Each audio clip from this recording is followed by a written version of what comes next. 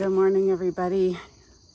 I wanted to come out early this morning to harvest our apples. We have had apples ready for a couple of weeks now, and they've started to fall off the trees. So Tulip has been positioning herself strategically under the trees and watching the apples, praying that they might fall. And she's been lucky enough to eat a few. So before she eats them all, I thought I'd get out here, and I got a big bushel, almost full. I fed a few that had holes in them to the dogs, but that's a pretty awesome harvest. This is the third season that our trees have been in the ground, and I've been picking off most of the fruit, but I really wanted to have some apples for lunches this year, and we got them. So that's pretty exciting. These will last a couple of weeks for work lunches, which is fun.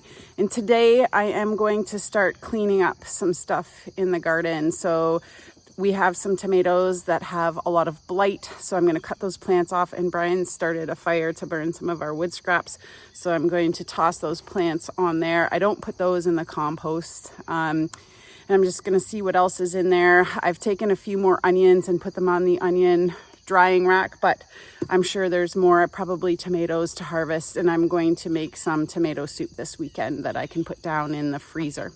Well, I am definitely on the garden downswing. Today I'm in here just cleaning up some plants, tidying things up, getting ready to put some of these beds to rest for the winter. I have one bed that is completely empty and ready to go. So it's kind of like a mix of emotions at this time of year. It's, you know, sad because it's been fun working in here this year, but same as a lot of other people, it's been a struggle. And so I have to admit that I'm really looking forward to not growing a garden next summer and just relaxing. We have enough preserves on the shelf now to last us at least 2 years and maybe longer for some of the stuff. And I know that preserved foods have a shelf life according to like the USDA and things like that for food safety. But here at our house, we break that rule. I just know if it's off, then we toss it, but if it's not, then we eat it. So I do still have a lot of stuff left in the garden, but it's going to trickle in after this. I am going to be making some tomato soup either today or tomorrow, and then I'm going to harvest all of the green tomatoes and try my hand at making salsa verde this year. So I'm going to take you around. Look at my buddies. I let them in the garden today too. You know, it's a sign when I let the dogs in and then let the chickens in to start scratching around. They really like it in here. Right now they're after all of the sunflower seeds. As you can see, like the sunflowers in here are spectacular. We had some pretty high winds this week though, and a lot of them got knocked over. I'll show you those, but it doesn't matter. It's still really, really pretty. So yeah, I'm just kind of slowly going through all of the beds today. I'm burning some of the tomato plants that have blight. I burned one of the melon plants that I'm pretty sure has a virus. My cantaloupes aren't ready to come off the vine yet, so I'm just hoping that they ripen up enough that I can harvest them and eat them. So I'm just gonna go down and show you some of the stuff at the end of the beds. Yeah, and just give you a little garden tour of what's left, kind of the state of affairs and what I still have left to do. Yeah. At the beginning of the season, you always think, oh my gosh, you know, it's going to take so long to grow stuff and to harvest stuff. And the next thing you know, your pantry's full. So it's a very good kind of busy, and I am very grateful. All right, we'll start at the top and work our way down. And this is a beautiful place to start. So this year I started a package of mixed sunflowers, and look at these beauties. It's just, they're beautiful. They're incredible. Look at that. These bees are covered up in pollen. One of my favorites, I have to say though, was this one. I don't know the name of it, but it was stunning. Just stunning. Look at those little beauties. Anywho, I could look at sunflowers all day. We've got my poor zinnias they look like they're in jail there, but look at that fuchsia, so pretty. I packed that bed too full. So in the rhubarb department, you know, still doing its thing, whatever. These cabbages have been eaten by something, so I'm gonna cut them off today and feed some of it to the rabbits, some of it to the chickens, and the rest of the compost. But this one here, this is a dandy. Look at that baby. So that one I will use to make sauerkraut. Oh, I see a pea plant there, I forgot. This was one of the casualties of the wind, but the blue jays are in here hot and heavy, pulling seeds off the heads that were ripe. So that's still, you know, worth keeping. In here, I planted some broccolis and they have been hit by slugs and flea beetles, which I've done nothing about. So I'm just seeing what happens. It's definitely at this point just a garden experiment. I only have one red onion left in this bed and the rest have been harvested and hung. And then we've got our other big sunflowers. Those were volunteer that I let go this year. Same with this one, which was also a casualty of the wind, but it's still beautiful, so we're leaving it. The bean trellis, of course, is, you know, my pride and joy. And we're still eating a lot of purple potted off it, so that is really nice. I really enjoy walking through here. We have some zinnias down at the bottom that add a nice pop of color to this little kind of food arch. My marigolds that I started from seed, they look like I see some flower heads popping, so maybe by October they'll bloom. The Spanish onions, I've harvested a few of these, but not many, so they're just still waiting for them to kind of bend over. There's green on the end, foraging. I harvested a bunch of tomatoes today, as you saw, and I'm also going to harvest some basil for my tomato basil soup, which is delightful. I'm going to make a video on how to do that. These beans on this trellis are pretty much done, but I honestly think I've decided just to use my trellises for beans or like some kind of gourds because they actually climb and they make it look really pretty in here. Here are the cantaloupes. So I have 1, 2, 3, 4, 5 fruit, 5 cantaloupe, and I think 1 melon. And they are not ready to be harvested yet, but the plants are in pretty bad shape. They have powdery mildew. And I watched a video. The first time I grew melons, I waited too long, cantaloupe, to harvest them. But apparently you just tug and they're supposed to pop off the vine. And I do this every day and none of them have just popped off the vine. So hopefully in the next little while here they will. But you could probably eat them right now. They just wouldn't be peak sweetness. My peppers, my jalapenos, kind of an interesting situation here.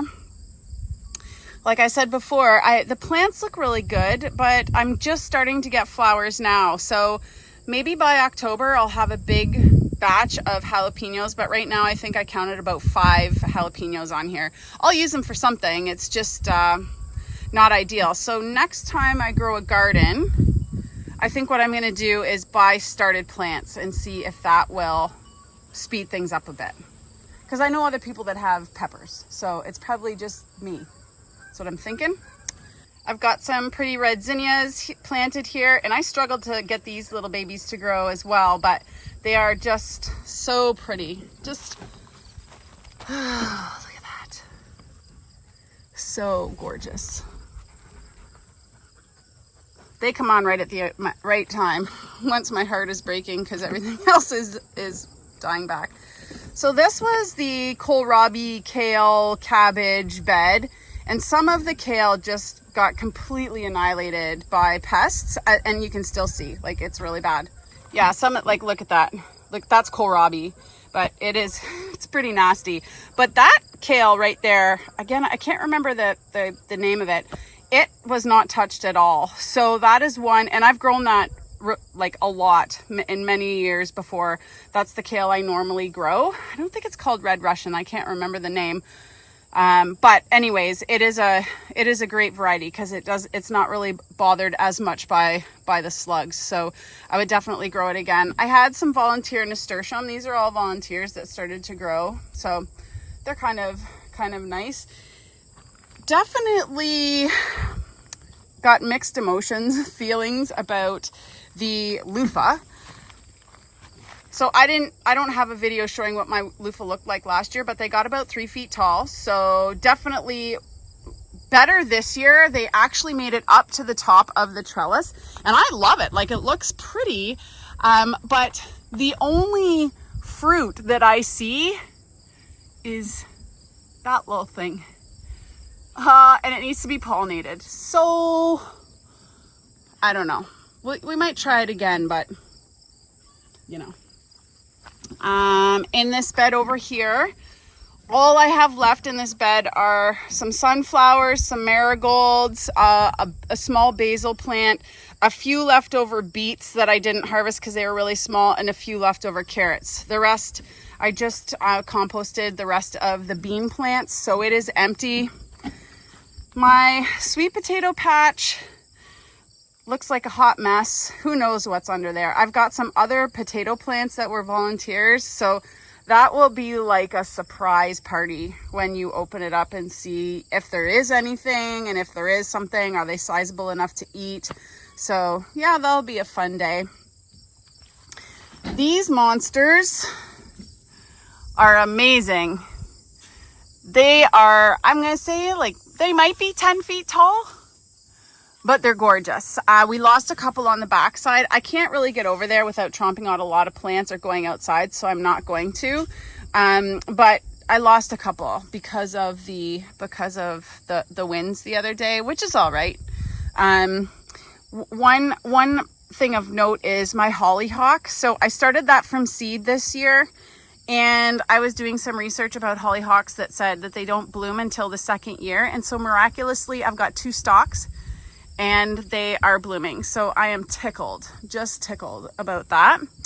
My squash. So the squash situation is not a loss. If you go back to my early videos of the garden season, my garden tours, I basically wrote these off. Like, nearly 100% wrote off the squash plants. I pulled the zucchini because it was just too much of a fight, and I actually didn't care as much as if I had zucchini, because really I make zucchini bread and I put it in my pasta sauce, but other than that I could live without it. Whereas squash, we eat all winter long. In fact, we just finished our last butternut squash from last year 2 nights ago, so that's pretty good.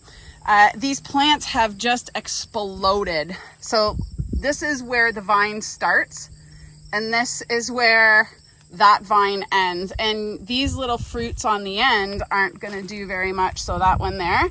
But we have some fairly sizable butternut squash.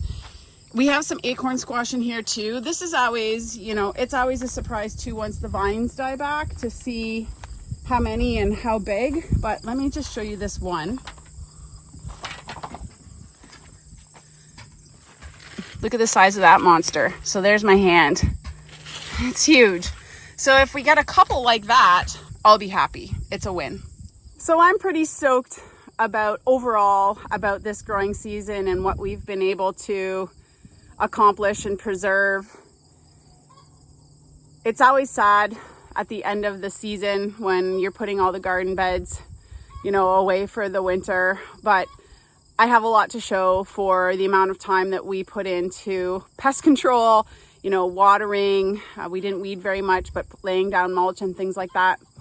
I hope you all had a great growing season and you were able to preserve some of your harvest, or you were able to go to a farmer's market, support a local farmer, and preserve some of their, you know, garden glory. Thanks for watching. Have a great day, and we'll see you next time.